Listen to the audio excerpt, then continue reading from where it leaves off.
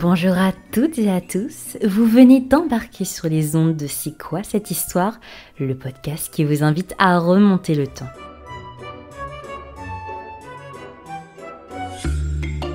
Bienvenue dans ce nouvel épisode de C'est quoi cette histoire ? Je suis ravie de vous retrouver aux côtés de celle pour qui la Rome antique n'a pas de secret. Je veux bien évidemment parler de notre experte préférée. Bonjour Noémie. Bonjour. Après des semaines d'absence, nous sommes enfin de retour. Et pour ce premier épisode de 2021, nous vous proposons de commencer l'année tout en gourmandise. Après avoir été experte de la mode en Rome antique, Noémie sera aujourd'hui notre chef étoilé Made in Antiquité. Que mangeaient nos amis les Romains ? Quels étaient leurs plats favoris ? Ne bougez pas, Noémie va tout nous dire sur la gastronomie en Rome antique. Bon, avant toute chose, comment se présenter à un repas ? Alors, sous la royauté, les repas sont simples. Il s'agit essentiellement de bouillie de céréales, voire parfois de la bouillie de farine, ainsi que des fèves, des légumes, du lard et un peu de vin. Alors par contre, le vin est interdit aux femmes et aux jeunes gens. À partir du IIe siècle avant Jésus-Christ, les classes les plus favorisées de la société romaine accordent plus d'attention à leurs repas. C'est les débuts des importations de denrées alimentaires et les premières recettes élaborées font leur apparition. Au IIe siècle après Jésus-Christ, cette fois, la gastronomie romaine est à son sommet. Alors aujourd'hui en France, nous avons principalement 3 repas quotidiens que sont le petit déjeuner, le déjeuner, éventuellement le goûter pour les plus gourmands d'entre nous et le dîner. Est-ce qu'on retrouve un schéma d'alimentation similaire en Rome antique ? Donc en Rome antique, effectivement, il y a également 3 repas qui jalonnent la journée romaine, donc les équivalents de nos petits déjeuners, déjeuners et dîners. Avec des guillemets, parce que c'est un peu une simplification, on va rentrer un peu dans les détails. Concernant ce que nous appelons le petit déjeuner, on parle en latin de jentaculum. C'est un repas qui apparaît dès l'époque royale. On y consomme du pain et du fromage. Toutefois, sous l'Empire, le jentaculum tend à disparaître et les Romains se contentent en fait de boire un peu d'eau. En ce qui concerne le déjeuner, sous la Rome royale, il s'appelle la cena. Et à partir de la République, ce repas s'appelle le prandium.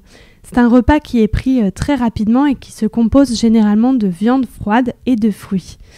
Le dîner, maintenant, porte le nom, donc sous la royauté, de vesperna. Et à l'époque de la République, c'est la cena, encore une fois. Il est pris au milieu de l'après-midi et se termine à la tombée de la nuit. C'est le repas le plus copieux de la journée. Et le nombre de convives pour la cena doit être compris entre 3 et 9. Les lits qui sont destinés à recevoir les convives sont installés autour d'une table et la place d'honneur est appelée locus consularis. Et donc la cena comporte 4 services, la gustatio, la prima cena, l'altera cena et la mensae secundae. Avant de manger, les convives quittent leurs chaussures de ville et invoquent les dieux. Ensuite, le repas peut véritablement commencer. L'organisation et les traditions évoluent selon les époques, donc on ne fait pas la même chose sous la République que sous l'Empire, par exemple. Sous la royauté et sous la République, le repas est pris dans l'atrium. Le pater familias, donc le père de famille, mange en position allongée alors que ses convives sont assis. La mère, les enfants et les esclaves mangent à des tables distinctes. Et les jeunes filles ne peuvent pas participer à des repas où sont conviées des personnes mariées. Les femmes mariées, elles, obtiennent le droit d'assister à ce repas, donc à la cena, au 1er siècle avant Jésus-Christ. À partir du 2e siècle avant Jésus-Christ maintenant, donc sous la République, l'habitude de manger couché se développe dans la société aisée, mais cette habitude reste réservée à la cena, donc au dîner, l'équivalent du dîner. Par contre, les gens du peuple mangent toujours assis, et donc sous l'Empire, les jeunes filles peuvent cette fois assister à des repas où prennent part des hommes ou des femmes mariés. Donc pour terminer, à partir de l'Empire, certaines kenae se transforment en véritables banquets. Donc le repas se fait en musique et ces repas sont surveillés. Donc les censeurs vont surveiller les débordements pour tenter de limiter les excès face aux dépenses que certaines familles ont pu faire et qui étaient absolument excessives. Et César va même jusqu'à interdire les plats somptueux et onéreux à son époque. Quels étaient les différents aliments qui composaient les repas des Romains ? De nombreux aliments composent la gastronomie romaine, que ce soit des aliments crus, des aliments cuits ou encore frits. Je vais procéder par catégorie d'aliments et donc on va commencer avec les céréales. Donc les Romains consomment du blé, de l'épeautre, de l'orge, etc. Les céréales sont véritablement la base de l'alimentation romaine et sont dédiées à toutes les classes sociales. On peut consommer des céréales en bouillie ou encore en faire du pain. Et les Romains d'ailleurs sont des grands consommateurs de pain. C'est un peu ce qui a perduré chez nous aujourd'hui français. Concernant les légumes peuvent être bouillis, en potage, en purée ou encore grillés. On consomme déjà de la laitue en début de repas généralement. Et les Romains consomment également des betteraves, des oignons, des poireaux, des champignons et des légumes verts. Et du côté des légumes secs, ils apprécient particulièrement les fèves, les pois chiches et les lentilles. Pour les fruits, on consomme des fruits frais comme du raisin, des figues, des pêches, des poires, des pommes, mais également des fruits secs, donc des dattes, des noix, des figues séchées, etc. Les viandes sont très diverses. Les Romains sont très friands de viande rôtie, souvent arrosée de miel. Le miel est très souvent utilisé dans la gastronomie romaine, mais j'y reviendrai un peu plus tard. Et donc, qu'est-ce qu'on consomme comme type de viande ? On consomme de la viande de porc, que ce soit du cochon de lait, du porc salé, des tétines de truie, etc. Du bœuf, du mouton, de l'agneau. On consomme également du gibier comme du lièvre, du sanglier, du chevreuil, etc. Des volailles qui se déclinent sous toutes les formes, que ce soit le poulet rôti, le coq, les oiseaux d'élevage, mais aussi des oiseaux sauvages, ce qui est peut-être un peu plus étonnant pour nous aujourd'hui, à savoir des grives, des tourterelles sauvages, aussi des faisans et d'autres petits oiseaux. On consomme aussi de la charcuterie, donc du jambon fumé, saucisses, boudin, tripes, etc.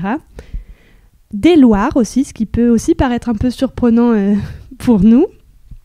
Et les Romains connaissaient et dégustaient également du foie gras d'oie, du foie de porc, du foie de scar, donc ce qui est attesté comme étant consommé par l'empereur Vitellius dans les textes d'auteurs antiques.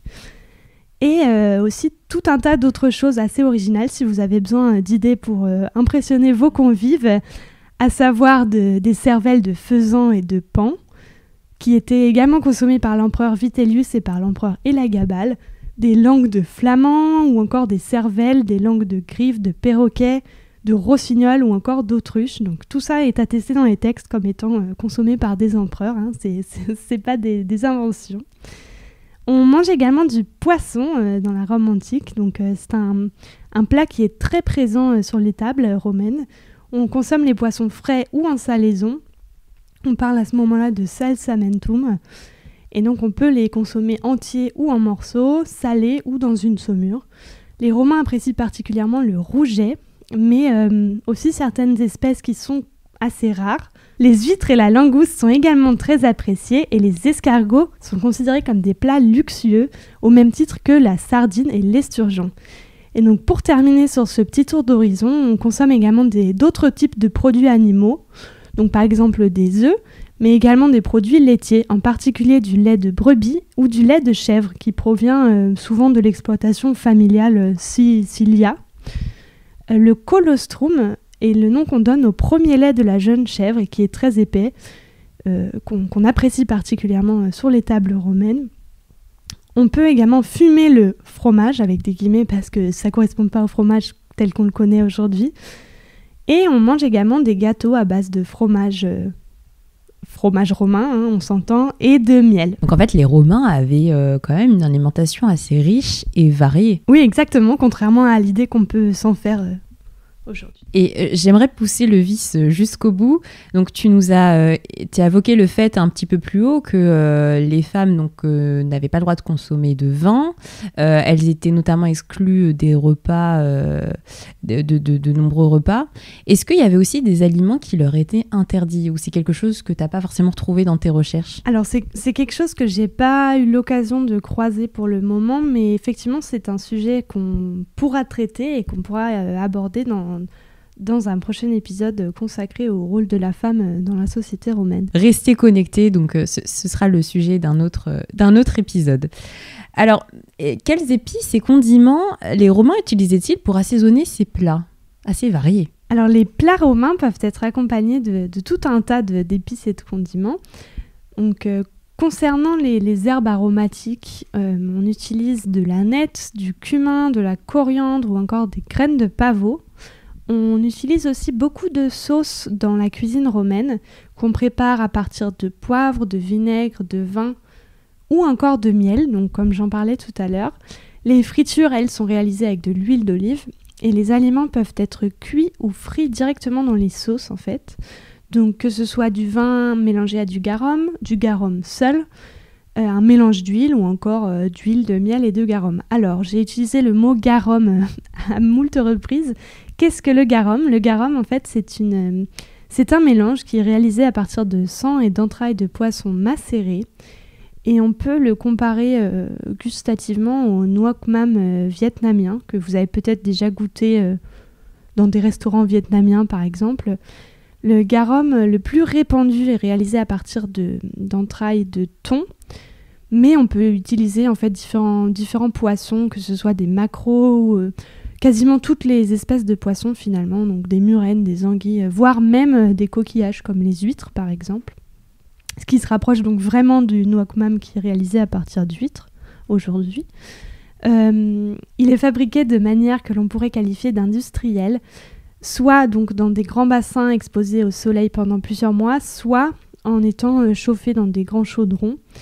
Et effectivement, ces bassins, dits bassins à saumure, sont attestés par des fouilles archéologiques, que ce soit au Maroc, en Espagne ou même en Armorique.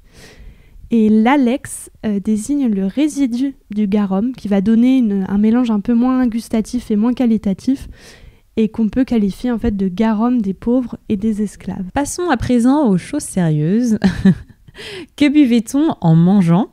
Alors, il me semble que les Romains consommaient du vin, et tu nous l'as précisé en introduction, mais est-ce qu'ils en buvaient à chaque repas et surtout quel genre de vin buvaient-ils ? Est-ce qu'on pouvait leur envier notre Saint-Émilion, par exemple ? Alors, les Romains buvaient effectivement beaucoup de vin. De là à leur envier notre Saint-Émilion, je dirais non, puisqu'en fait, le vin romain n'est pas le vin comme on l'entend aujourd'hui en bon français consommateur de vin.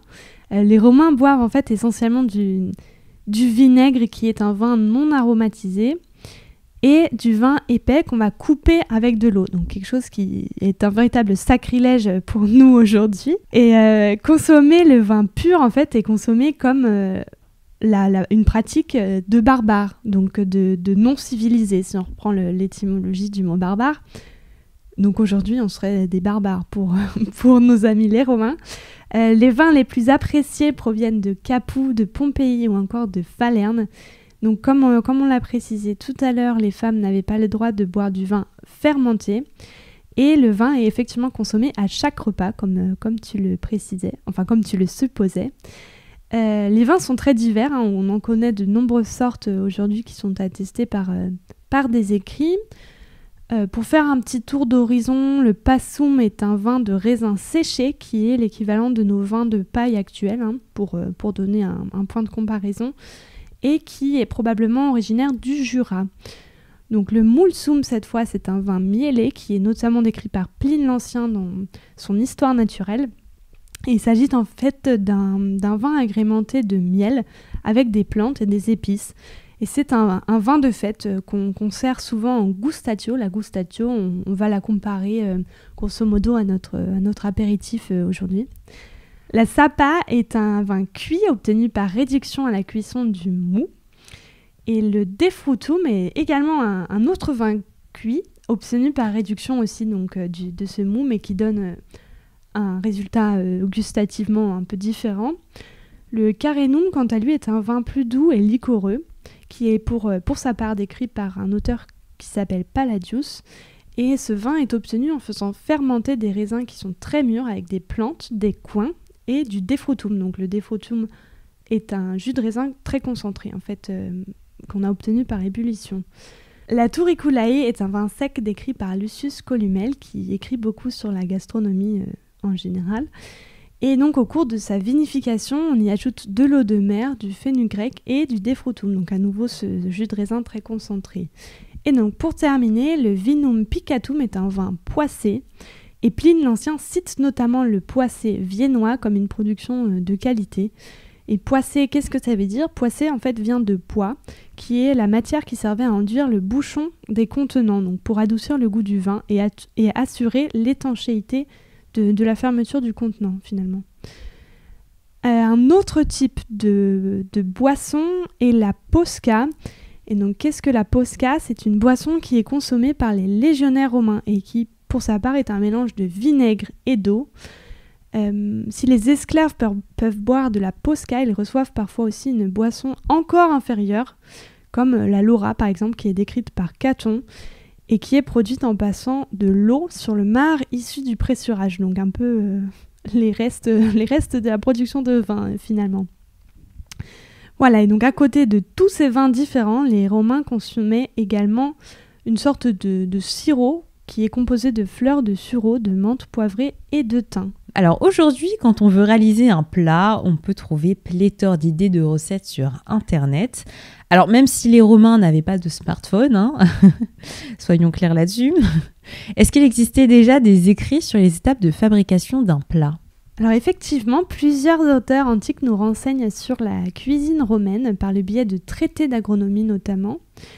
Ces traités d'agronomie sont appelés en général des Re Rustica, et donc je peux citer comme exemple donc Caton l'Ancien pour le 3e siècle avant Jésus-Christ, Varron pour le 1er siècle avant Jésus-Christ, notre cher Columelle qu'on a déjà croisé tout à l'heure pour le 1er siècle après Jésus-Christ, ou encore Palladius pour le 4e siècle après Jésus-Christ. Donc ce sont des sujets qui traversent un peu les siècles. D'autres informations plus partielles sont également données sur la cuisine romaine par des auteurs comme Martial, Ovide ou encore Pline. Au 1er siècle après Jésus-Christ, Marcus Gavius Apicius, le cuisinier officiel de l'empereur Tibère, va rédiger la première version de son De Re Coquinaria, qui est un ouvrage compilant des recettes de cuisine, donc qui servait à la table de son empereur. Le contenu de cet ouvrage est continuellement retouché et enrichi jusqu'au IVe siècle après Jésus-Christ, et c'est aujourd'hui la source la plus complète sur la cuisine raffinée romaine que l'on connaît, parce que effectivement cette cuisine qui servait à la table impériale est réservée aux plus riches.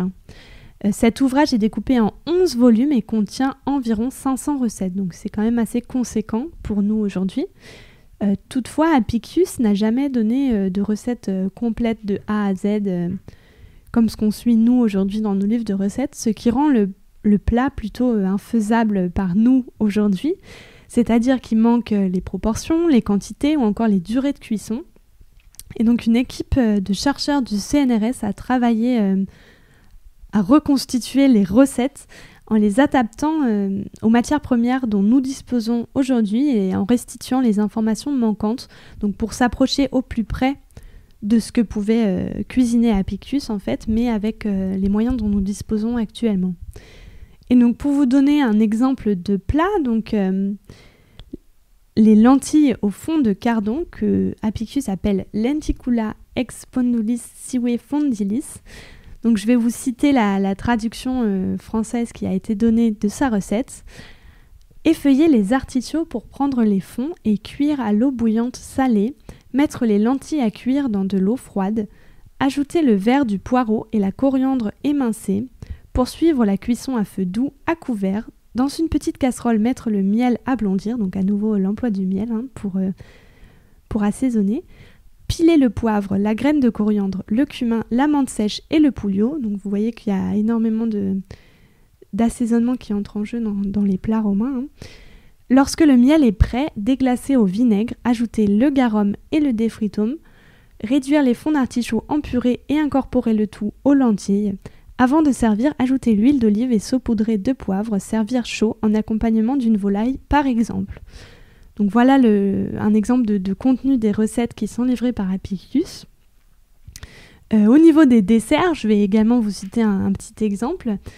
Donc la patina de poire, se procurer 1 kg de poires, les éplucher et en faire 2 petits dés, placer les poires dans une casserole avec un demi-verre de vin doux comme du muscat, rajouter 4 cuillères à soupe de miel, 1 de garum et 2 de cumin en poudre.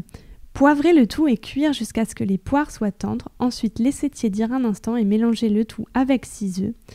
Et donc là, on a la version donc adaptée par le CNRS puisqu'on nous donne des indications de cuisson plus précises, mais donc verser l'ensemble dans un plat beurré et mettre au four à 220 degrés environ pendant 40 minutes. Donc cette recette de patina a été déclinée d'ailleurs par Apicius avec des pommes et des prunes, donc c'est un équivalent de gâteau ou de tarte en fait. Et donc ces recettes qui sont adaptées, vous voyez que là on avait des indications pour la cuisson qui n'existent pas à l'origine dans la recette romaine. Il existe une version traduite de l'œuvre d'Apicius qui a été publiée aux éditions des Belles Lettres, mais il existe aussi de nombreuses recettes adaptées pour nos placards de cuisine actuels qui sont disponibles sur internet, donc gratuitement. Si vous tapez recettes Apicius romaine, vous trouverez tout un panel d'adaptations de recettes romaines. Donc si l'envie vous prend d'expérimenter la cuisine romaine, n'hésitez pas. Ça réserve de bonnes surprises et c'est généralement très bon. En tout cas, tu as réussi à nous mettre l'eau à la bouche. On enregistre cet épisode juste avant le déjeuner et je peux vous dire que ça me donne bien faim, toutes ces petites recettes. Oui, on a le ventre qui grouille. J'avais juste une petite question pour agir par rapport à ces recettes.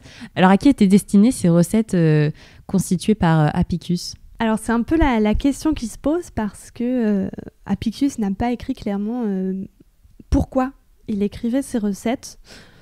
Je peux émettre quelques hypothèses, mais qui me sont personnelles. Donc, peut-être que d'autres spécialistes en sauront plus que moi sur la question, mais peut-être que c'est dans une volonté de garder une trace des plats qui sont proposés à l'empereur et pour, je sais pas, par exemple, un cuisinier qui viendrait à le remplacer par la suite, ou donc garder une trace de ces plats, et ce qui expliquerait peut-être aussi pourquoi il manque des informations comme des durées de cuisson ou des ingrédients. Peut-être que c'est vraiment une histoire de garder une trace pour ses successeurs ou pour les personnes qui travaillent avec lui et qui connaissent déjà.